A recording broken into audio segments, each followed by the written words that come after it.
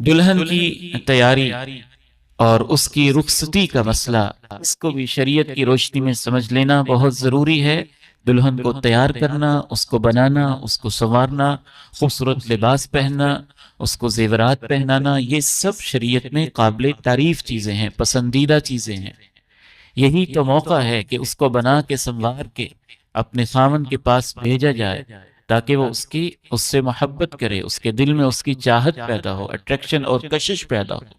یہ قابل تعریف چیز ہے، اس کے اوپر کوئی قدغن نہیں ہے، اور شریعت میں اس کو پسند کیا گیا ہے، اور یہ ازواج مطہرات کی سنت ہے،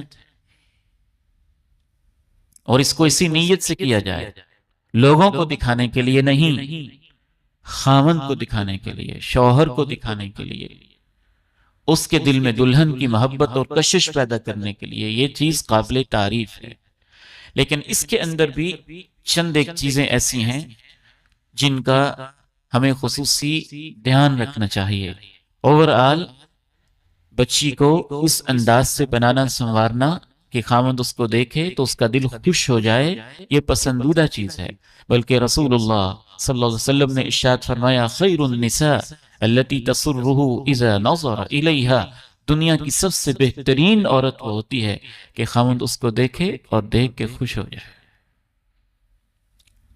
تو اس کو تو شریعت میں پسند کیا گیا ہے، اور اس کی حوصلہ افزائی کی گئی ہے، اور اس کو بھی اسی نیت سے کریں کہ خاوند کے لیے سنت سمجھتے ہوئے، دین سمجھتے ہوئے، تو انشاءاللہ وہ بننا سنورنا بھی اللہ کے ہاں عبادت ہی ہوگا۔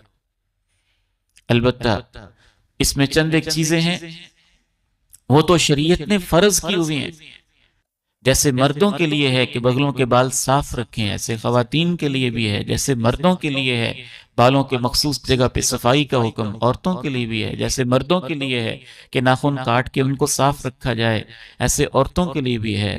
تو حسن مومن عورت کا ناخنوں کو لمبا کرنے کے اندر نہیں ہے۔ ناخنوں کو لمبا کرنا، چھریوں کی طرح بنانا، حبشیوں کی طرح بنانا اور جنگلی عورتوں کی طرح بنانا، یہ کافروں کی نقل ہے اور کافروں کی تہذیب ہے۔ اس کا صحت کو بھی نقصان ہوتا ہے، جسم اور اخلاق کو بھی نقصان ہوتا ہے، دین کو بھی نقصان ہوتا ہے۔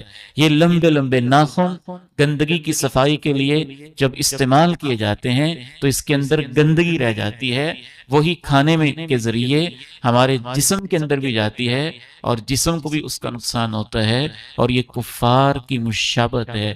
اس سے میری بیٹیوں بچنا چاہیے، گریز کرنا چاہیے۔ اسی طرح عورت کے بناؤ سنگھار میں ایسا انداز اختیار کرنا کہ وہ مردوں کی طرح نظر آئے، اس پر پابندی ہے۔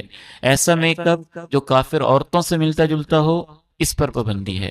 ایسا میک اپ جس کا مقصد غیر محرم کو دکھانا ہو، اس پر پابندی ہے۔ اور ایسا میک اپ جس میک اپ کے میٹیریل میں کوئی حرام چیز شامل ہوئی ہو، اس پر پابندی ہے۔